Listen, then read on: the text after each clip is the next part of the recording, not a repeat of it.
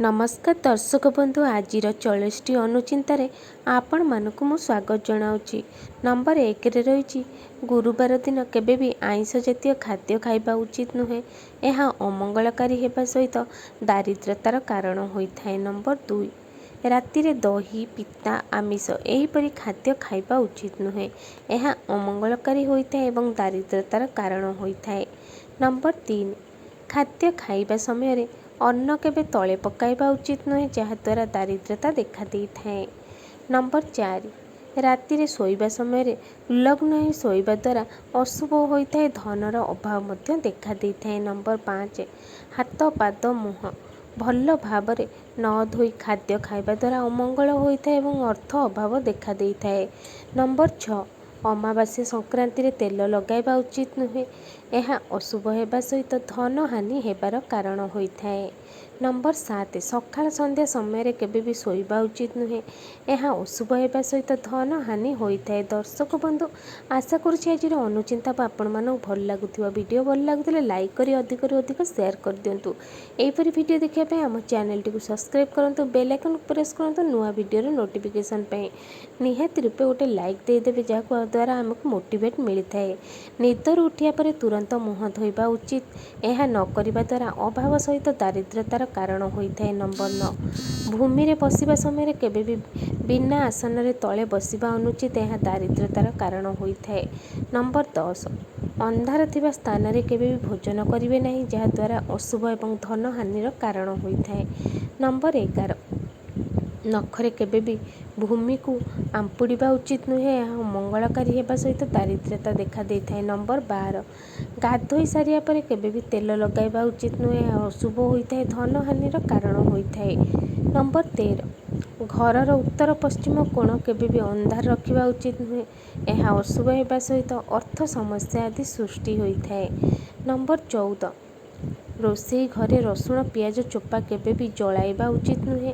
यह अशुभ हेबा सहित आपणकर दारिद्रता मध्य वृद्धि होइथाए। नंबर 15 घरर छात उपरे केबे भी अलिया आवर्जना रखिबे नाही।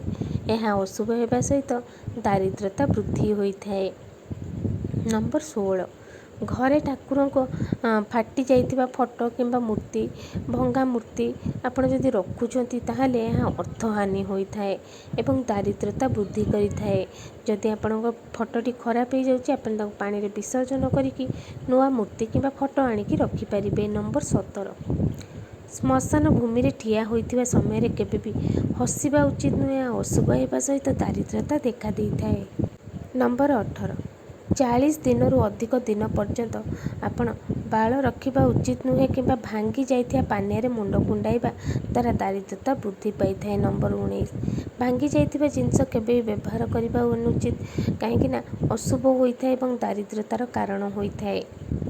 जे कोनोसी जिनिस भांगी जाइछि बा खराब होई जाइछि ताकू तुरंत घर बाहर करदेवा ପାଇଁ चेष्टा करंतु। नंबर 20 घरे एठी सेठी अलिया आवर्जना पकाइबा उचित नुहे। अर्थ हानिर कारण होइथाए, दारिद्रता मध्य देखा देइथाए। घरे छोट छोट कथारे केबे भी कଳି झगड़ा करिबा उचित नुहे, जहा द्वारा आर्थिक स्थिति खराब होइथाए, दारिद्रता देखा देइथाए। नंबर 22 प्रत्येक दिन राति रे डेरी सोई डेरी उठिले शनि आउ चंद्रंकर खराब प्रभाव पड़िथाए, जहा द्वारा दारिद्रता देखा देइथाए। नंबर 23 घर दक्षिण पूर्व कोण रे केबे भी जल पात्र रखिबा उचित नुहे। या द्वारा वास्तु दोष उत्पन्न होइथाए, दारिद्रता मध्य देखा देइथाए। दर्शक बंधु आशा करुछि आज अनुचिंता आपण मानक भल लागुथिबो। वीडियो भल लागुथिले निहाती रूपे लाइक करंतु आ आपण कमेंट सेक्शन रे जय मां लक्ष्मी निहाती रूपे कमेंट कर दियंतु, काहेकि आपनकर गोटिए कमेंट हमको मोटिवेट करिथाए एहिपरि नुआ नुआ वीडियो आपण मानक सहित शेयर करिया पे। नंबर 24 जो घरे महिला सम्मान होई न थाए सेठारे शुक्र एवं चंद्रंकर खराब प्रभाव पड़िथाए, जहा द्वारा दारिद्रता देखा देइथाए। नंबर 25 अंधारे थिबा स्थान रे किंबा अंधारे केबे भी भोजन करिबा उचित नुहे। यह द्वारा प्रेत भोजन होइथाए। बिना आसन रे बसी केबे भोजन करिबा उचित नुहे। यह द्वारा शरीर शक्तिहीन होइथाए। नंबर 27 आहार खाइबा पूर्व बसुमती को टिके अर्पण करि दियंतु।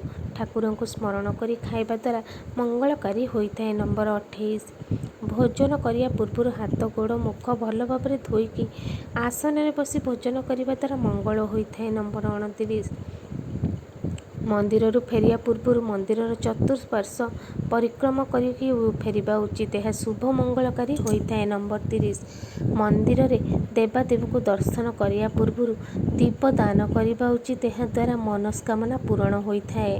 ନମ୍ବର 31, ଅନ୍ୟାୟ ଉପାୟ ଦ୍ୱାରା ଆପଣ ଅର୍ଜନ କରାଯାଇଥିବା ଧନ 10 ବର୍ଷ ରହିଥାଏ ଏବଂ 11ତମ ବର୍ଷରେ ଶୁଦ୍ଧ ସହିତ ତାହା ନଷ୍ଟ ହୋଇଯାଇଥାଏ।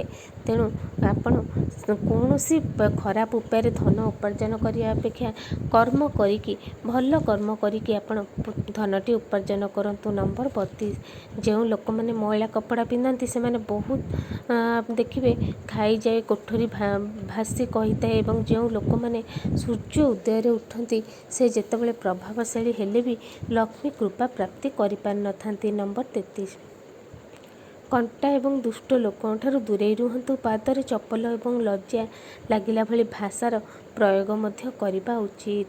ନମ୍ବର 34, ଯେଉଁ ବ୍ୟକ୍ତିର ହୃଦୟରେ ପ୍ରତ୍ୟେକ ପ୍ରାଣୀଙ୍କ ପ୍ରତି କରୁଣା ଭାବ ଥାଏ ତାଙ୍କର କୌଣସି ଜ୍ଞାନର ମୁକ୍ତିର ଏବଂ ମୁଣ୍ଡରେ ଜଟା ଧାରଣ କରିବାର ଆବଶ୍ୟକତା ନଥାଏ।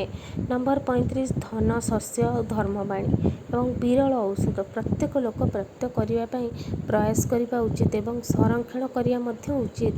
ପର ପାଇଁ କରିଥିବା ଉପକାର ନିଜେ ଖାଇଥିବା ଖାଦ୍ୟ, ସ୍ତ୍ରୀ ସହିତ କରିଥିବା ଆଳାପ, ନିଜ ଘରର ଝଗଡ଼ା ବୁଦ୍ଧିମାନ ଲୋକ ଅନ୍ୟ ଆଗରେ ପ୍ରକାଶ କରିବା ଅନୁଚିତ। ନମ୍ବର 37, ଯେଉଁ ଲୋକମାନେ ଶାସକଙ୍କର, ଅଗ୍ନିର, ଧର୍ମଗୁରୁଙ୍କର ଏବଂ ସ୍ତ୍ରୀର ଅତି ନିକଟତର ହୋଇଥାଏ ତାର ବହୁତ ଅନିଷ୍ଟ ହୋଇଥାଏ। ତେଣୁ ଏମାନଙ୍କଠାରୁ ଅନ୍ତର ରଖିବା ଆବଶ୍ୟକ ହୋଇଥାଏ। ନମ୍ବର 38, ପାଣିରେ ତୈଳ ଉକ୍ତ କଥା ବିଦ୍ୟାହୀନ ଲୋକଙ୍କୁ ଶାସ୍ତ୍ର ଜ୍ଞାନ ଆଦି ଉଚିତ ଲୋକଙ୍କୁ ଜ୍ଞାନ ଏସବୁ ସ୍ୱଭାବତଃ ପ୍ରସାରିତ ହୋଇଥାଏ। ନମ୍ବର 39, ଦାରିଦ୍ର୍ୟତା ଦୁଃଖ ଏବଂ ଆପଣ ଜୀବନରେ ମନୁଷ୍ୟ କିଛି କରିଥିବା ପାପ ତାହା ଫଳ ସ୍ୱରୂପ ହିଁ ତାଙ୍କୁ ମିଳିଥାଏ। ନମ୍ବର 40, ସଂସାରରେ ଅନ୍ନ ଜଳ ଏବଂ ମିଠା ବଚନ ଅସଲି ରତ୍ନ ହୋଇଥାଏ କିନ୍ତୁ ମୂର୍ଖ ଲୋକ ପଥରକୁ ରତ୍ନ ବୋଲି ବିବେଚନା କରିଥାନ୍ତି। ଦର୍ଶକ ବନ୍ଧୁ, ଏହା ତ ଥିଲା ଆଜିର କିଛି 40ଟି ଅନୁଚିନ୍ତା। ଆଶା କରୁଛି ଆଜିର ଅନୁଚିନ୍ତା ଗୁଡ଼ିକ ଆପଣମାନଙ୍କୁ ଭଲ ଲାଗିଥିବ। ଭିଡ଼ିଓ ଭଲ ଲାଗିଥିଲା ଗୋଟେ ଲାଇକ୍ କରି ଅଧିକ ସେୟାର କରନ୍ତୁ। ଏହିପରି ଭିଡ଼ିଓ ଦେଖିବା ପାଇଁ ଆମ ଚ୍ୟାନେଲଟିକୁ ସବସ୍କ୍ରାଇବ୍ କରନ୍ତୁ। ବେଲ୍ ଆଇକନ୍କୁ ପ୍ରେସ୍ କରନ୍ତୁ ନୂଆ ଭିଡ଼ିଓର ନୋଟିଫିକେସନ୍ ପାଇଁ। ପୁଣି ଦେଖା ହେବ ନୂଆ କିଛି ଅନୁଚିନ୍ତା ସହିତ।